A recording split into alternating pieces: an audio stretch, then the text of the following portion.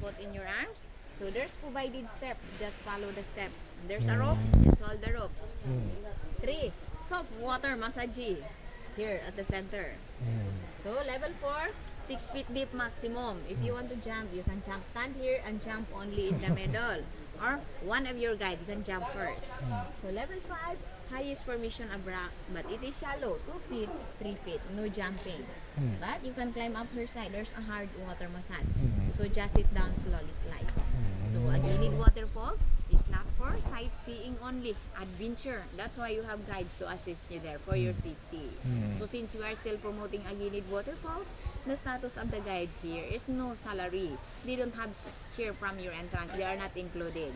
So you have to pay the services after the tour. Can I swimming? Yeah, you can swim. Okay. Hello, your guys. Okay. Enjoy. Be careful to your key. Maybe it lost. They're inside. Inside? Here. You can leave it there. Doko? Where? Doko here. Money.